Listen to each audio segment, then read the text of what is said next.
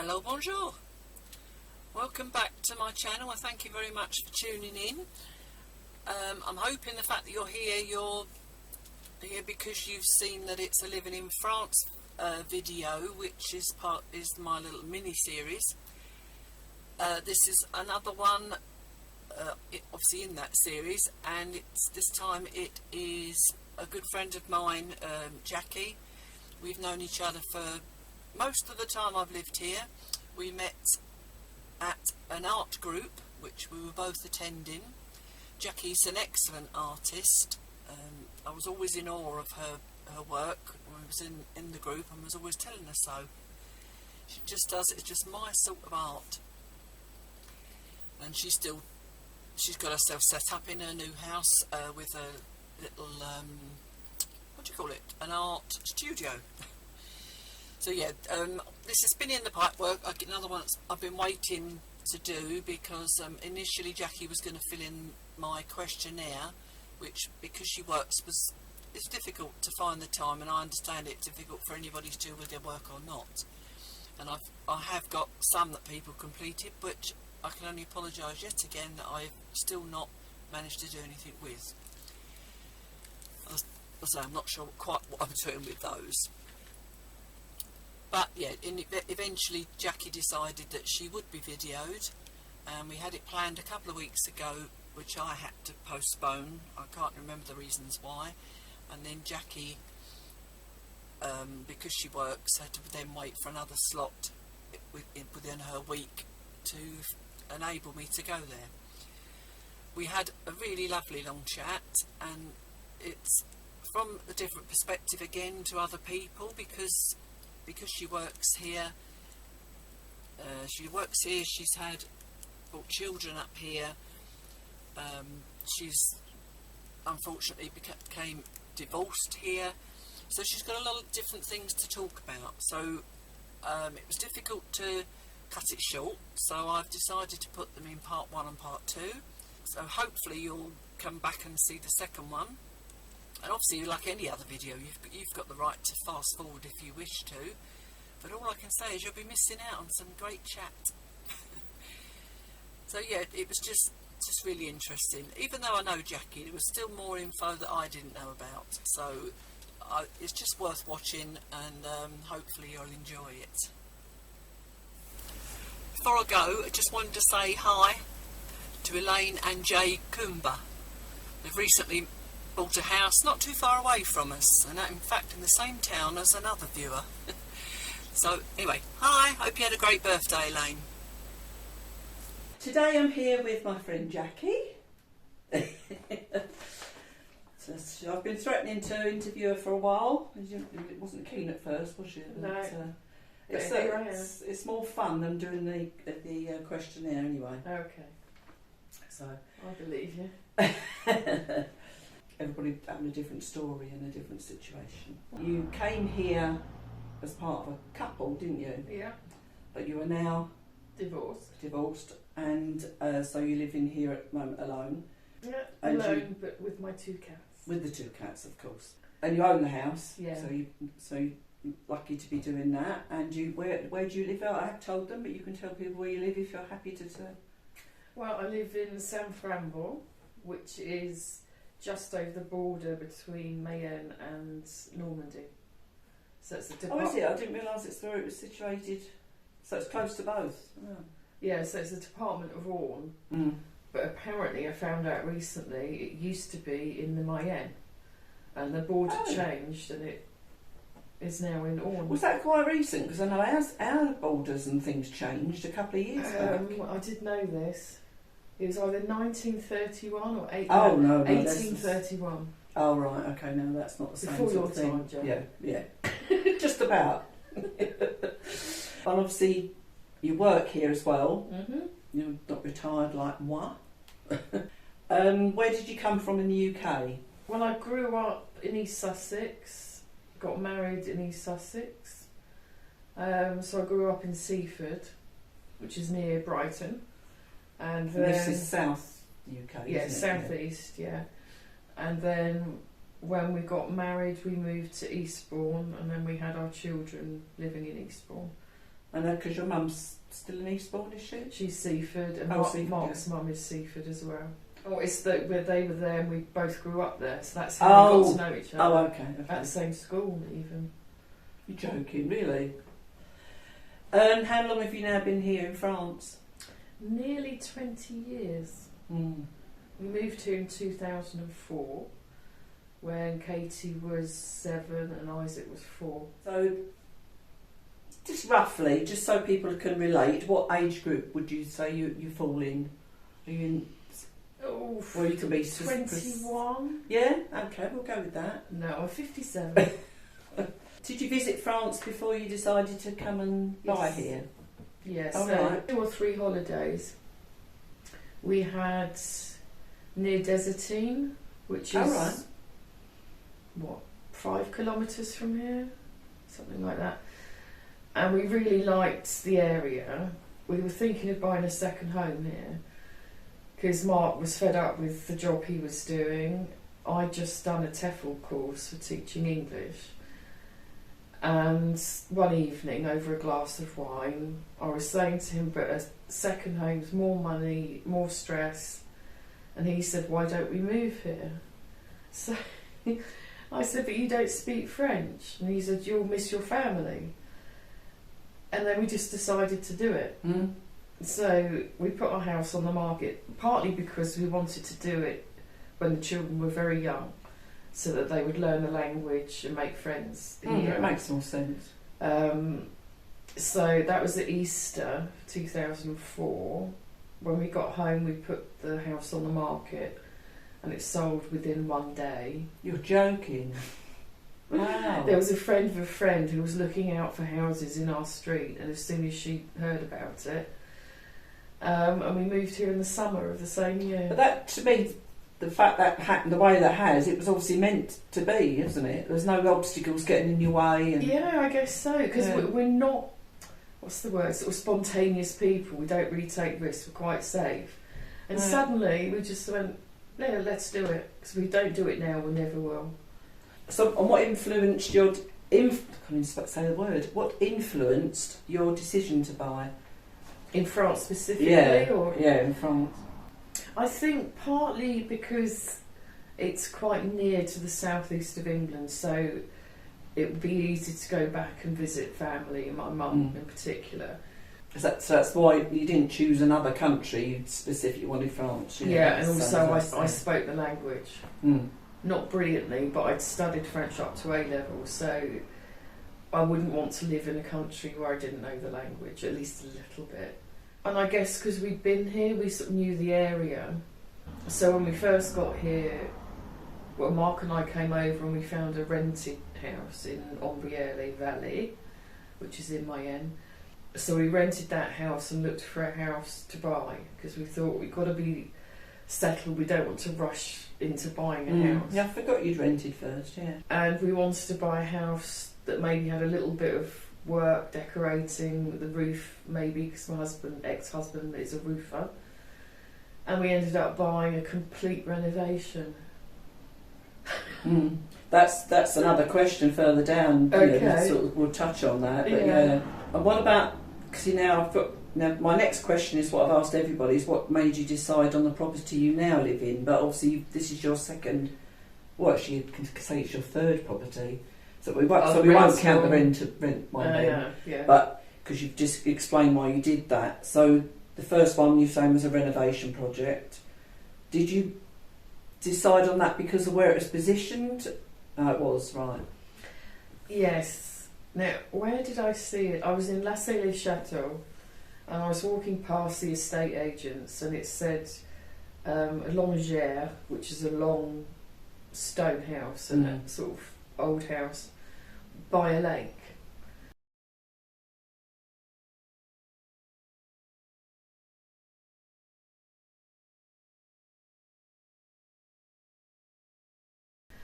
And said Saint-Ludegas, which is a village near Ombriere. And I've taken you there. And I thought, where is there a lake in that area? But when I showed the details to Mark, he said, I know that house, it's by the river. and he and his friend, also called Mark, used to fish outside That's his right, house. yeah. And they used to look at the house and think, oh, I'd love to live there. So we took a look, and the reason it's called a lake is because two of the rivers join just outside the house, and they've widened the river to make it safer for flooding. In French, they call it a plan d'eau, a water plain, and we haven't got a word for it in English, so they call it a lake. Oh. But it's just a wide piece of water in a river. Oh, okay. So it's like here at South Granville, we've got a lake, but it's actually a river that flows through, but they've widened it to create a lake, and the river comes in this end and goes out that end. Well, every day's a school day. I am a teacher after all, darling. All right, and that's what I'm talking to you. I'm remembering that Duncan and I, when we were here on holiday, used to walk along and past that house and sort of think, oh, what a lovely place to be. And you were probably there and we didn't know you then. It's strange, isn't it? Yeah, it's a lovely, lovely walks around there. Yeah, well, there's lovely walks everywhere here, isn't there? Yeah. But when you're near the river, Sharon and I do quite a lot along the river. Was that, would you say that's what stood out with that house? Is that because you were next to the lake more than the house? It was a bit of both. It was the position of it. And I think for me, it was... Mark sort of said to me, you wouldn't want to live here, it's too isolated. But I think when we looked around, he could envision what he could do with the house.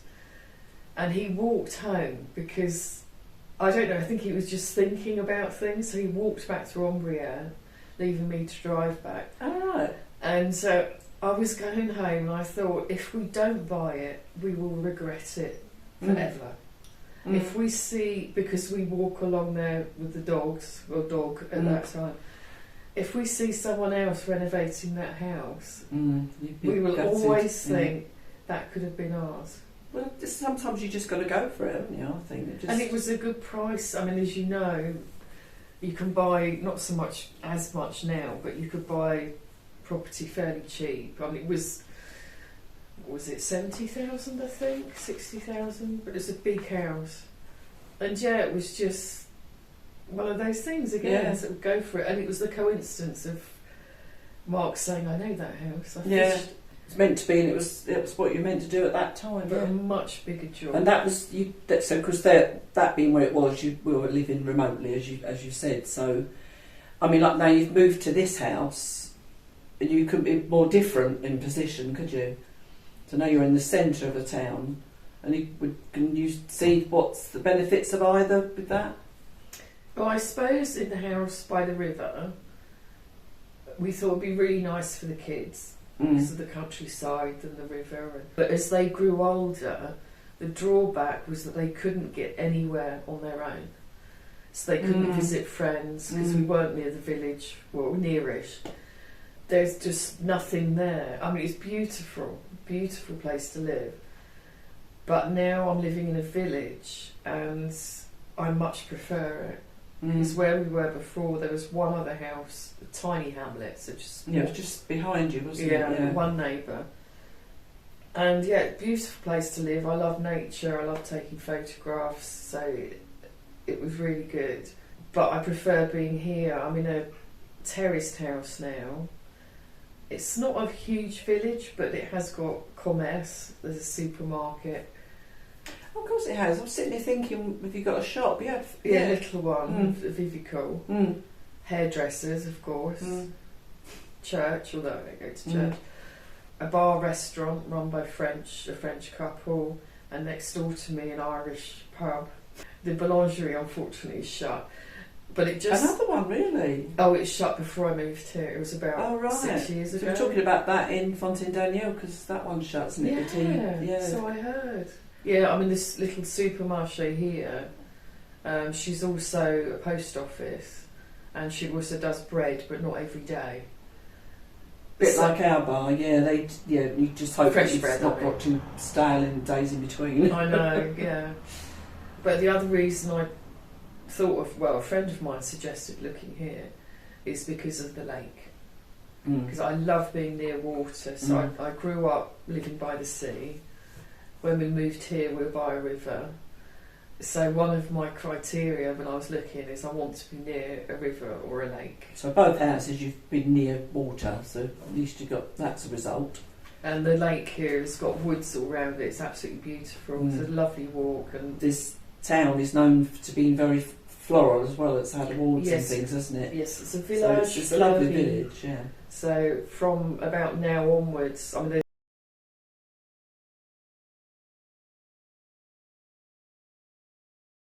there's flowers now, but they get more and more late spring, summer. It's just absolutely beautiful. It's I just took a very picture, pretty fun enough, of the village. tulips and daffodils by the car park, Yeah. and the daffodils are just so upright. I know. It's brilliant. I never see it quite like that, and they're singular. Normally you'd find them in bunches That's random, true. wouldn't you? So I noticed that when I was walking down to the central square, and it's almost like they're waving. They're all upright, and like, hi, it's spring. So it's quite a small village, but there's quite a lot of through traffic of lorries and tractors and stuff, which I've got used to. But I do like hearing traffic, hearing people's voices. I like having people around me. Because you've gone One so extreme to totally, the other. Yeah. And I think as well because you're on your own, it's a good thing because then you feel even less alone, as it were. Definitely. I think there was no way I could live alone in a countryside house, a house in the country. That's a good point. That It other just house would on your own feel- would have been a bit I'd too feel much. nervous here. I feel really safe. There's very friendly neighbours, French and English. And having the bar next door, there's always going to be people coming and going there. So if ever you needed someone, you could put his head out the door and call them. Yeah, Yeah, no, it's ideal in lots of ways. yeah. So I'm very pleased with the choice. Very pleased. No, it's good. So there's another question would be any regrets regarding your choice? Obviously not. No, I think the only shock was how much the electricity costs. But I think But, most people are going to say that. I now. know, I know, but well, I won't Yeah. go into it all. But that's been a bit of a problem, and also I think it's not a regret at all, but something I didn't realise because my husband was a roofer and did renovations, brilliant DIY, is how to get little things done or medium jobs done and how much they cost. Because apart from electrics and plumbing, We always did we've everything. never had to pay for anything, and I've just no idea. Same with me. And Yeah. I was like, Yeah, so no, that's the thing I noticed because Duncan can do most things. You know, there's going to be things that Mark does that Duncan doesn't does, but I think general between them, they're quite good to get things done. yeah, And now you're now realising how much money you saved by having a handy hubby. definitely. And just little things that I can't do on my own. You know, it takes two people. I mean, Sharon, a friend of ours, she came over. I asked her to. Was it this week? Last week? Last week. Because I just had to move 2 pieces of furniture. Yeah. And I couldn't. know, It's bizarre, a isn't it? 2-person Yeah, job. yeah. And they've been sitting there. The cats are no help, are they? The cats are no help. The cats don't help at all. But living here also with the pub and another friend I've made locally, I've got to know tradespeople. So I've got a really good handyman. What else? Gardener, who's just come to look at a couple of things in the garden. There was a third. Who was the other one? Can't think. But I'm making new connections here, and I think that being in a village, that's easier.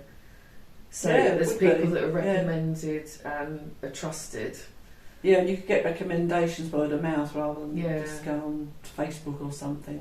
Yeah. No. So Well, there's a lot of people here to recommend if you need to just go around and ask people. Isn't it? yeah. So That's no good. regrets. I really like living here. So yes, there's no problem about living single, as it were, in France. It's not a problem to you. No, Do you not mind if at I all. touch on the divorce side of it? Because you've obviously came here married and then you divorced. Did you find the divorce any more complicated, do you think, than it would have been in the UK? It's the first time I've done it, Jan. Well, yeah. Well, no, but I mean, yeah, it's a good point, actually, yeah. I mean, No. it seems a daft question, but you know, there might be people thinking they wouldn't even know where to start because of the language, I suppose. Yeah, it makes sense. So yeah, we each had a solicitor, obviously French solicitor. I don't know if mine speaks English because I just spoke French with her. Well, I suppose it would help. Yes. Yeah, definitely. Yeah.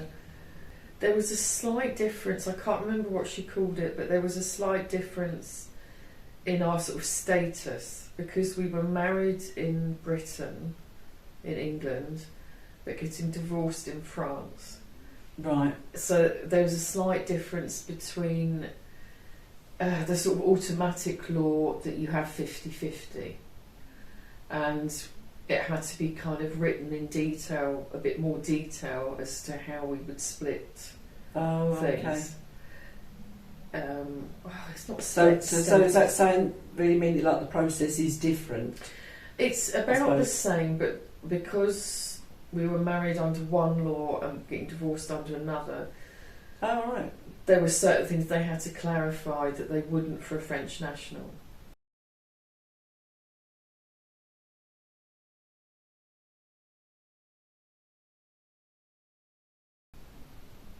But I honestly can't remember what they were. No. But things we also had to do was to supply our birth certificates, our parents' birth certificates, marriage certificate. No, I think just their birth. Our birth certificates, our marriage certificate, our children's birth certificates, all dated within 3 months.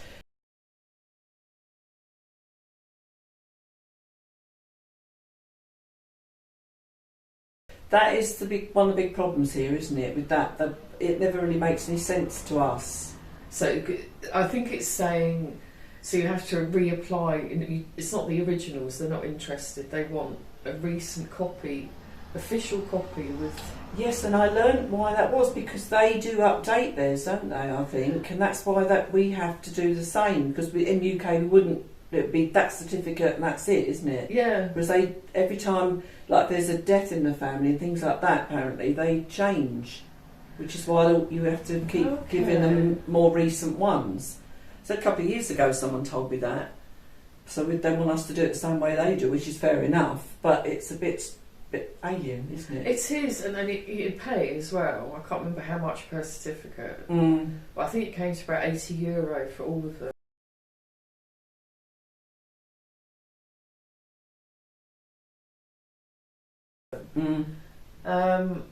And then the proceedings for some reason took longer than she expected, and we're getting closer to the hearing. So what was agreed was that the hearing was in front of a judge, solicitors present, but we didn't have to be present because we'd agreed.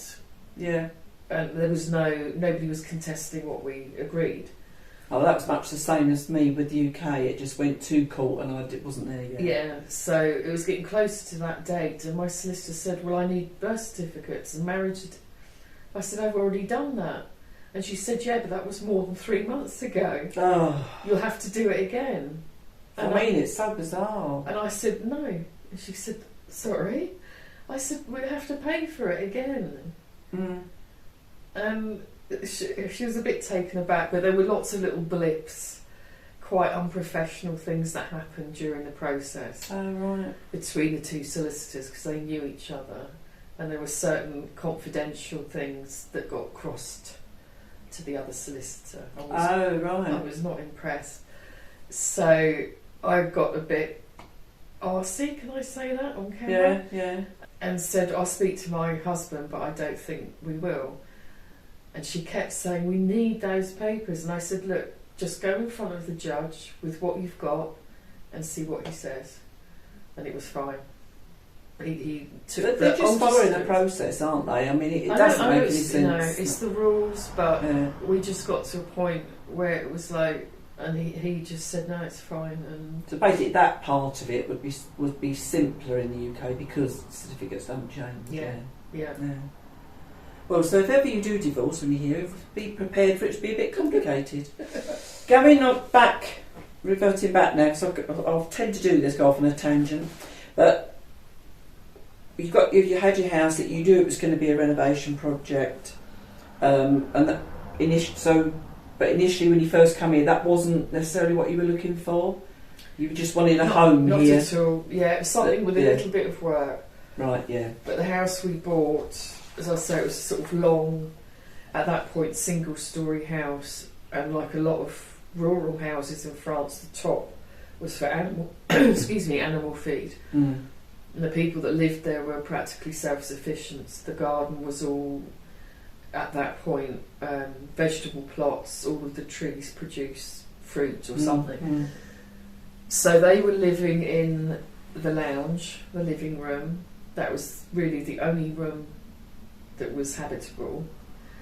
A couple with an elderly couple with 3 children who grew up there. They had tiled floor, a huge fireplace, running water, so there was a sink, and then recently they'd had electricity put in, but only recently. Wow, yeah. No sign of It's amazing how they a used to live, toilet isn't it? or bathroom, nothing like that. And it's funny you saying that. There must have been a lot more smaller farms about there, mustn't there? All these I think houses it had was like- animals in them like that. Yeah, I think it was like a small holding. Yeah. But originally, the house next door, which was much bigger, big tall house. Which way round was it? Our house was originally the farmhouse. It's going back lots and lots of years. Mm. And the house next door was all the barns for the animals. So before the couple who had it last, the 2 plots and buildings were actually a farmhouse and Amazing barns. how it all evolves, isn't it? Yeah. Well, we've already touched on this because another question I would ask is: did you use any artisans for any of the work? Obviously, you used Duncan for some of your electrics, and did you use any more? Because I mean, obviously Mark did most of it. What did we do for the roof? Although that's his main trade, because the system's quite a lot different in France and he didn't know it that well. Oh, right. We had Monsieur Nizon, who's now retired, lives in Ombria, a French guy, very well known, very good. So he did, I think they did the structure and maybe the battening. Or Mark might have done the battening, and then he and a friend of his did the tiling. So it was a mixture of local French artisan who knows. How did you find him? Is that from word of mouth or something, or neighbours knew Yeah, him? it must have been. Yeah, probably. I think our main contacts were parents at schools. Oh, of course, yeah. That's So- another thing, we'll touch on that. Yeah, so I think we didn't obviously know anybody. Only had one neighbour. So yeah, it must have been through contacts with parents. Do you know of a good roofer? And yeah, that's how you find out around here. I wouldn't want to just look someone up because you don't know. Well, no. Well, it's if you can do that, it's a good thing to do. Not everybody gets, especially if they live in remote, haven't got that opportunity. There's don't all get to do it the same way. But And what else? Yeah. So yeah, we had Duncan for the electrics. Someone else for the plumbing. I can't remember. I think an English artisan. And then of course we had to have a fosse put in, so that was French artisan. Heuvelin, who were local again. So. do you remember how much that cost? Was that a lot of money, or say because you're talking about quite a few years back now, I assume? So they don't prices remember. changed. No. I always try and give people an idea of how much they would have to find for that if they did have to have it done. I think the trouble is with me, with financial figures, if something has to be done, I know we have to pay for it. We had to have a fosse. So the money, I'm not saying it's irrelevant, but we had to do You it. had to find it, yeah. So the figure's gone out of my head. Yeah, no, I get that. But the renovation... It would be irrelevant, it's not irrelevant to me, but I would forget because Duncan would be dealing with it. Yeah. So I wouldn't necessarily remember that. But the renovation took much longer and cost much more than we expected. Take note. Yeah. If you're going to do a renovation, and my husband is a builder, a roofer, and even with that, I mean, when you have a renovation and all different artisans coming in, it takes even longer, particularly if you use French artisan, because generally speaking, like my husband can do roofing, ex-husband, keep forgetting, can do roofing, some stonework, windows and doors, cementing. He can turn his hand to most things. Most of the things in the building. And he's registered to do all of those. Most French artisans are, can't think of the word for stone, mason. Oh, mason. Stonemason and nothing else. Windows and doors and nothing else. It's very rare they can cross over, isn't it? Yeah. Partly because the insurance costs more if you do, the décennal.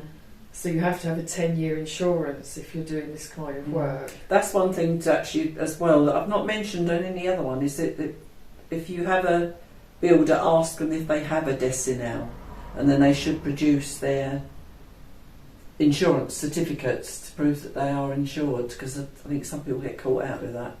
And I keep forgetting to say that's what it's called, yeah. Yeah, décennal, it means...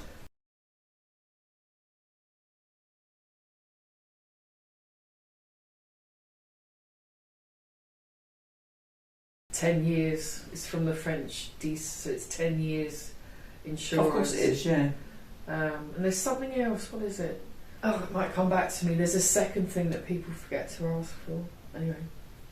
The SIRAT number. Basically, if they've got a SIRAT number, they should have the décennal, shouldn't they? Yes, sorry, that's what I was thinking. They go hand in hand, don't they? You can't have one without the other. Yeah, but if you ask for the SIRAT number, ask for the insurance as well anyway. Be doubly sure, because something goes wrong with structure or even a fireplace, it can be devastating.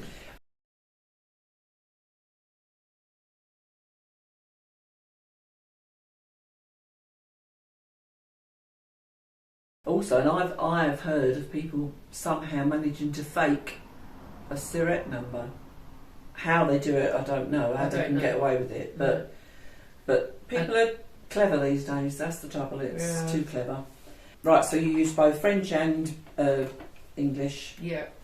I suppose because you could speak French, it didn't bother you whether you had a French artisan or an English. For some people that would really prefer English or British because of the language.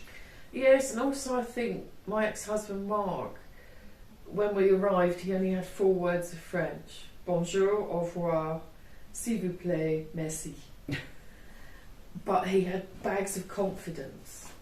He did, didn't he? And that always got him through, didn't it? Yeah. And within, just over a year, he started running his own business.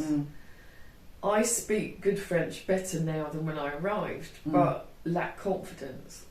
Yeah, you'd think having the language would give you the confidence, because you know you can approach people, and it's strange, isn't it? But I think we kind of did it as a team, because Mark knew how things work, the structure, building, and I could speak French, so between us we had both skills, so we got by okay. Yeah. And you learn, and we learned quite quickly. You saying that about Mark, because I must admit, anybody that I know here are a bit sort of Jack the Lad, or they're quite loud people, very often haven't got the language, but they just seem to get what they want, and they very often do that, speaking English with the accent, and still get what they want, and it's really bizarre. I think the difference, and through my teaching as well, I think the difference is, if someone's got that confidence, they don't care if they've said it in the right way or the right tense. No, you're probably right. Yeah. They take like key words and they just say them, and people know what you're asking for. He and many other people I know can speak French, but only in the present tense, only now. Yes. So je vais, I go, etc. But if you say demain, and you point, so it's the future, and say je vais, which is incorrect, people still know. Yeah. So tomorrow I go, not I will go. Yeah. And then hier, yesterday. Oh, right. And you just say the key words and people get it. I think because I studied French, I wanted to say everything correctly. So I'm the same. I lost think my that's nerve. why I lost my confidence and Yeah. panic about it, because I want it to be right. Yeah. Yeah. But I'm fine you came now. by. I'm sort of fluent in French. Yeah. It came very quickly because we integrated so much. So were there problems, although you know you were renovating, were there problems you hadn't anticipated? That you obviously, Mark had it in mind, he knew what he was going to do, but was there any major problems that you didn't? Yeah, there was one major problem. We had to get an architect in because the size of the house.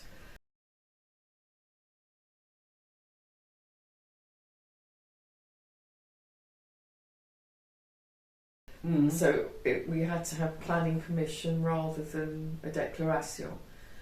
So we had to get an architect in, which was fine. And we had certain plans for the house, including windows on the back, on the back wall. And the very first day that Mark and his friend Roger, he's had a digger, started digging, they found that the back of the house was built into solid rock. So that was the first, because if you can imagine at the end of the house, because it kind of went up on the driveway, they started digging at this end and there's woods behind, and the woods behind is just solid. Because you didn't have any windows in the back, did you? No, same as There's no wall at the back. Yeah, exactly. The because wall was actually rock level right up to the bottom of the roof. So at the back, the gutter level was just above the rock. So that put pay to the windows then. So we had to kind of rethink. We had Velux in the back, and the plans changed as we went along because we were paying rent. So that was, our money was going quite quickly on rent. Yeah.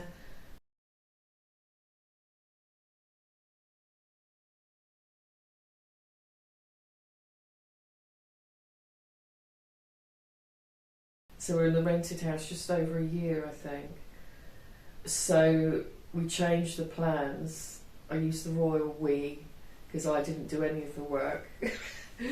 But we planned together to do the central part of the house so that we each have a bedroom, bathroom, toilet, and a functional kitchen. Yeah. And the rest of the house we did gradually over the years. And I remember, I think it was 2 days before we had to leave the rented house, our staircase arrived in our new house. God. Until that, we had a ladder and a hole, and 2 young children. But you did it. You got. That's the thing, and people get scared by it. But I mean, and I think you just don't expect it all to happen too quickly. I think you've got to be prepared for the long haul. Definitely. Had you set yourself a budget to get that work done? Yes. Because it's like you were saying, you must have had a certain pot of money because you said that it was eating into the rent was eating into it, I suppose. Yes, I mean it felt like we were incredibly rich when we came here. Because of course, we sold a 3-bedroom house in Eastbourne, southeast of England, and the prices are very high. And also we sold at a good point. We're very lucky in that respect. So we buy a house for peanuts, really, compared to Britain, which is why so many people buy here. But I can't remember. We kind of had a budget, but it was flexible because we had money in the bank from the sale of the house. But everything costs more than we anticipated. That's classic. You see the DIY programs, don't they? And they always end up having to scrimp and scrape them from everywhere. But I think part of the good thing was that we were flexible. We realised we just need to get in there, and once we're in, we can carry on. So that's why we renovated what was quite a small portion of the house, so we could move in, even though it wasn't painted or finished or just get in, get it functional. So once you'd spent that pot of money just getting it livable, and then you built on it over the years. Well, then we concentrated on Mark starting his business and my work so that we could start earning money. and then do bits over the years when we could. Yeah. Was it easy enough to get someone to? You say you put a foss in. Was it easy enough to find someone to do that? Yeah, very easy. There's quite a choice, Mm. but we again went for someone local who was recommended by local people. But actually having a foss in your house, did you find it really a pain because you have to use certain chemical, or was it chemical or non-chemical things, isn't it? Because of the way the whole thing works. Did you find that a pain, or did you just sort of get used to it? We just got used to it. It's just, I can't remember which way round it is. It's either with Javel or without Javel. It's a particular chemical that either it's good to use or bad. So double check. Javel is bleach, in case you'd wondered. So we were told what we could and couldn't use. We stuck to that. We only had a problem once, but it was our fault because obviously the foss has to be emptied every 2 years. I can't even remember. Well, is it even a regular time, or is it because it depends on the amount of people in the household? Doesn't it? Yes. So I suppose if it's only like one of you, and it's in a holiday home, it's not going to be needed empty very often, is it? I suppose. Yeah, but that is the one problem. It also happened in our rented house for a different reason. But you will all take this as a warning.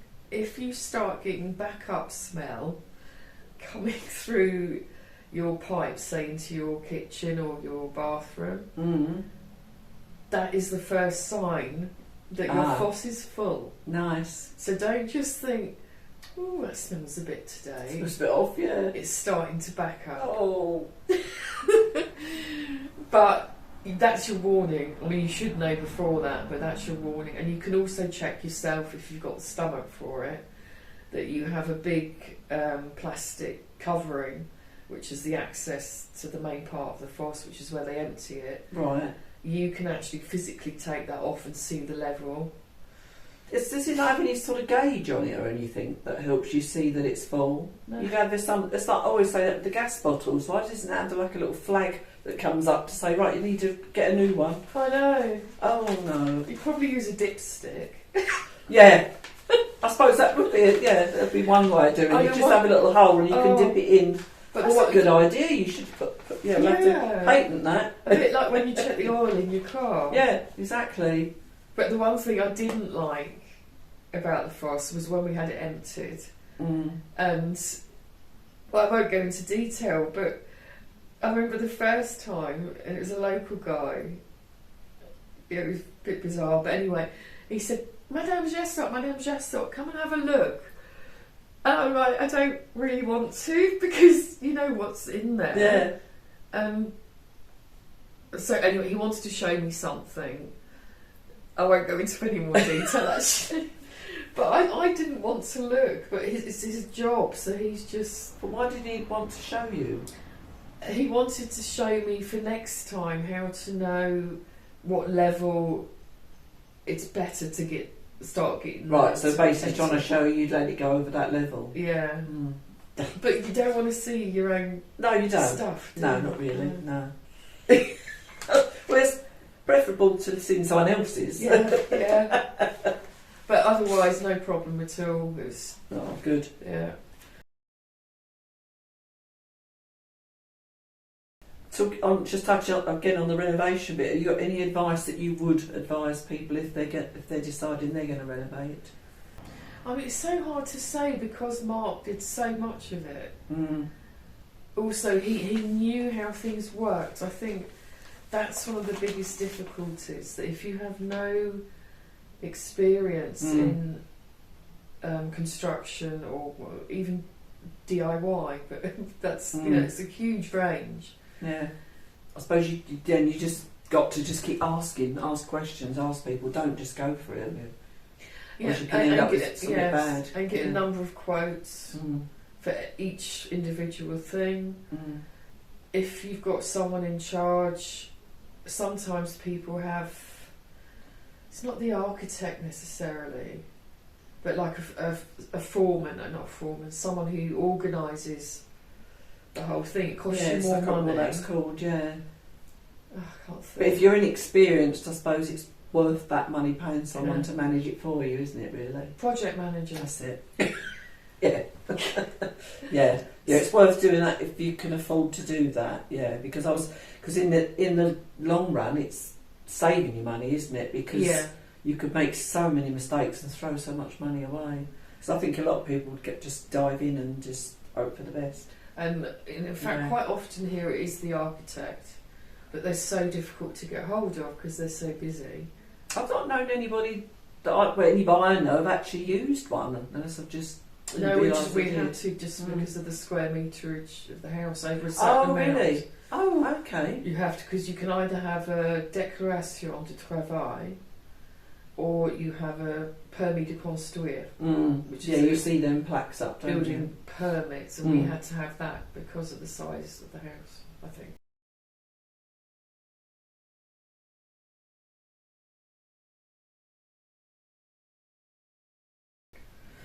Oh, right. Well, that's And the knowing. other thing, just be really careful about who you employ.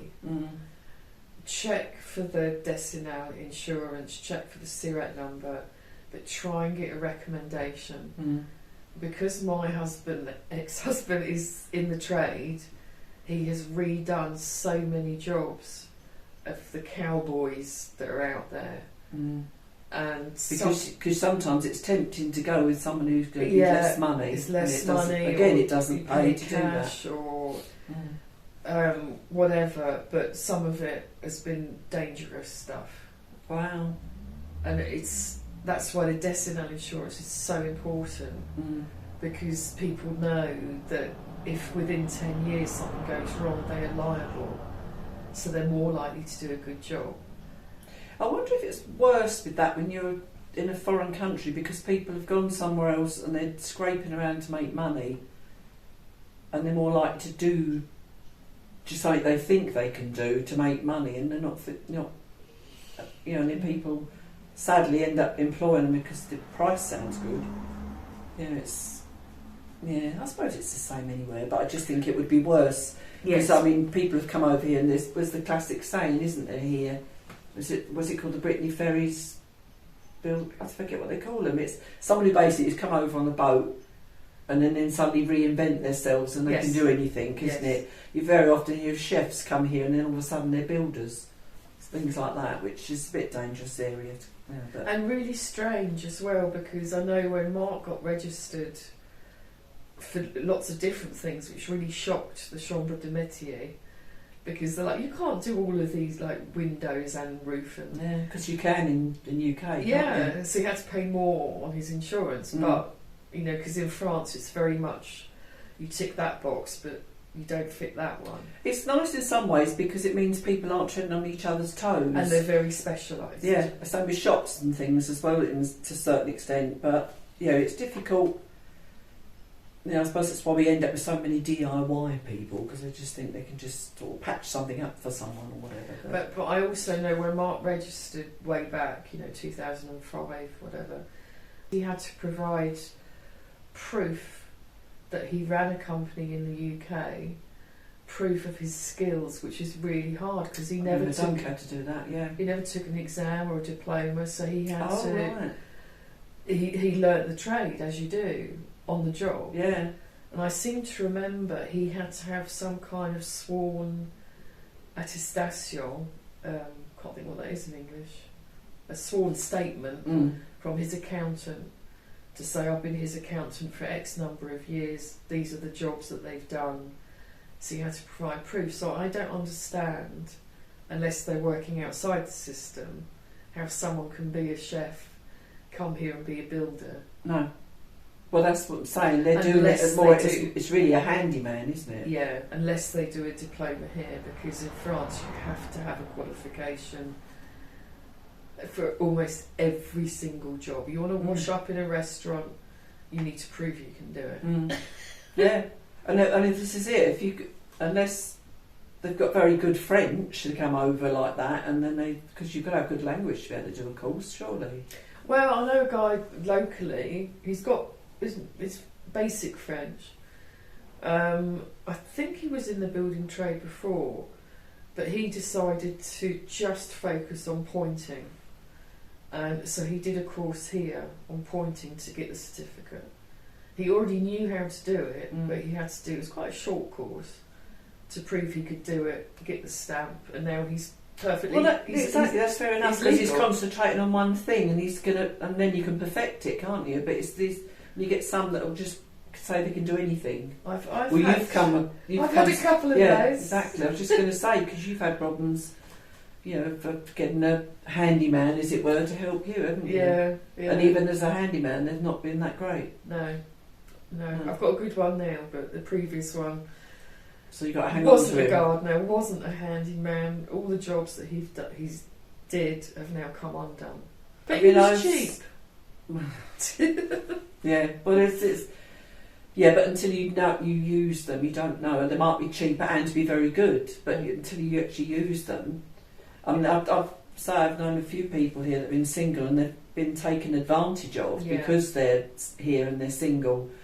And I suppose there's probably are a lot of single men here, the same as there are single women, but whether they get taken advantage of in the same way, a man, I wouldn't have thought they would. I would say particularly single women, I Mm. think, are seen as an easy target Mm. because she won't know. Yeah, that's the maybe- chauvinistic bit. Yeah. But I'm very lucky now that, and it's people I've met in the pub, a neighbour up the road, who've recommended certain people, and both the guy that's done some jobs in the house.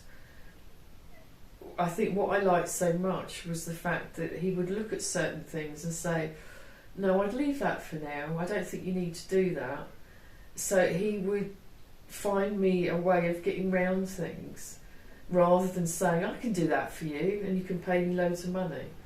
So he's being honest. Yeah. And the same with the gardening guy. I said, "Oh, I need to replace this cover in the garden." And he said, "No, it's old, but you can keep that. Just cover it with the wood chips." Or so again, he didn't say to me, "Oh, 200 quid, I can do that." So it's finding people that can do what they say they can do, but are trustworthy. Yeah, as soon as they're starting to be honest, well, you're hoping they're being honest, but to actually say to you, "Don't do that," you think, well, I can trust him because he's not trying to just make money out of me. Also, isn't it? yeah, but also they're very well known in this area. Mm. If they started cheating people, Oh, they'd be out of business. Exactly. Whereas a lot of the cowboys, as I call them, they're kind of under the radar. They don't tend to socialise that much. They're not well known, and they will move on. Ah, get the money and run. Yeah. So just be aware. I think the biggest thing for me, less so with the other house because Mark knew his stuff, but certainly living on my own, is recommendations of trusted tradesmen. Mm. Get recommendations. And I'd say to make sure you stay tough as well, isn't it? And just be prepared to just tell them to if they're no good or standing up for yourself basically. Yeah. Don't just let them just walk over you and think you don't know anything. Yeah. Because they can they'll get a surprise. Yeah. Yeah. And I've learnt a lot living on my own. I've learnt a hell of a lot in the last year and a half about how things work and things that I can do myself, and just how things work. Right. So it's good for you though, isn't it? Yeah, because it's great for my confidence and my knowledge. Yeah, it does feel good, but it's quite a learning curve. Yeah, I was just going to say it's a big learning curve. Yeah. I'm going away from the building side of things.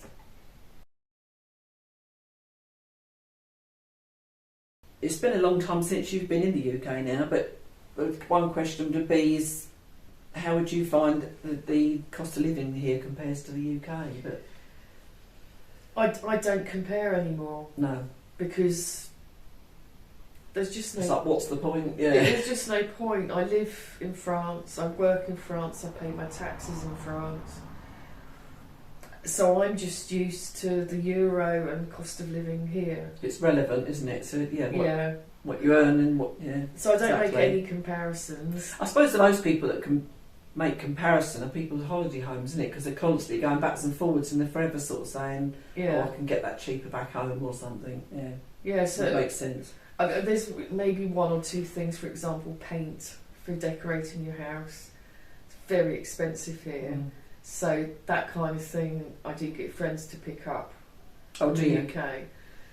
That's the only thing I can think of, but I don't make comparisons anymore, No. except when I'm there visiting family.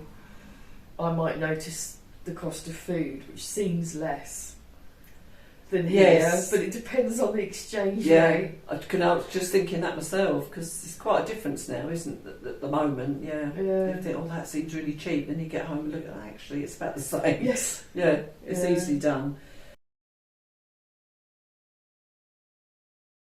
Do you have family? I'm asking you as if I don't know you, but obviously, do you have family living here, Jacqui? Well, Jan, yes. So we moved here when my son was 4, Isaac, and my daughter Katie was 7.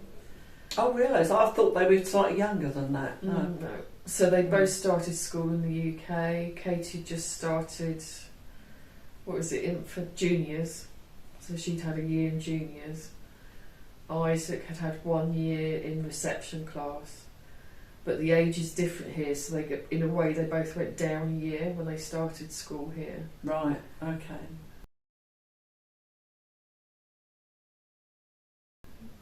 That is possibly the most difficult thing I did, or we did, is them starting school here. Mm.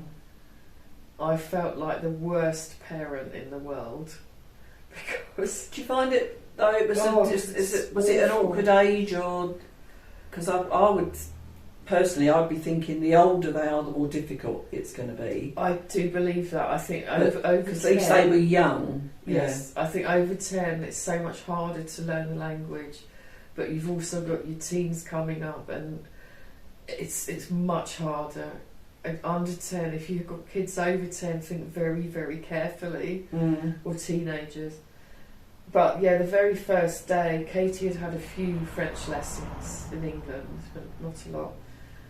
So the first day they're going to a school where they don't understand a word the teacher or the children are saying.